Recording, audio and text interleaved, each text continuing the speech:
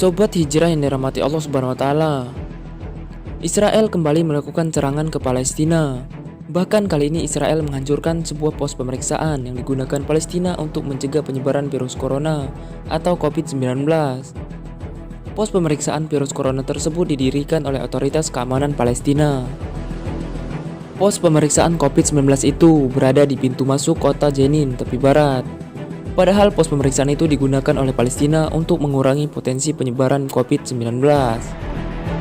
Menurut sumber yang dikutip dari kantor berita WAPA, tentara Israel menggerebek kamp pengungsian pada Senin 20 Juli 2020 pagi waktu setempat. Sumber itu mengatakan bahwa kedatangan tentara Israel adalah sebuah operasi untuk menangkap aktivis Palestina.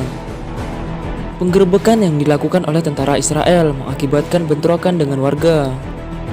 Pasukan Israel menembak warga Palestina di wilayah itu dan melukai satu orang lainnya. Dua orang juga ditangkap sebelum tentara Israel meninggalkan kota dan pos pemeriksaan yang dihancurkan. Sebanyak 468 kasus COVID-19 dan 3 kematian akibat penyakit ini tercatat di wilayah Palestina selama 24 jam terakhir.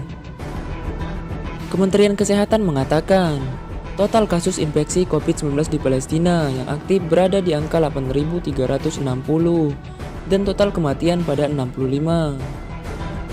Ia menambahkan bahwa 40 pasien saat ini berada di unit perawatan intensif, termasuk 3 orang ditempatkan pada respirator. Dalam insiden lain, tentara Israel menembak dan melukai seorang warga Palestina berusia 17 tahun di kamp pengungsian Jalazun dekat Ramallah selama kampanye serangan penahanan tentara di kamp. Pemuda ini dibawa ke rumah sakit Ramallah karena cedera tembakan pada kaki. Dia dilaporkan dalam kondisi stabil.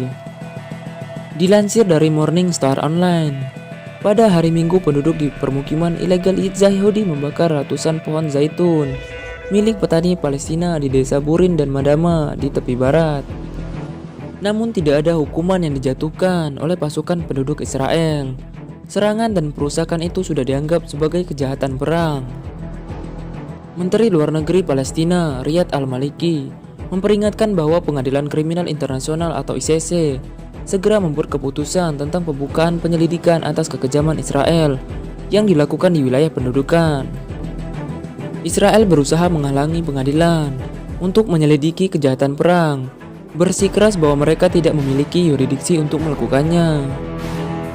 Namun jaksa penuntut, Pato Ben Sauda, memutuskan awal tahun ini bahwa ada dasar untuk meluncurkan penyelidikan semacam itu.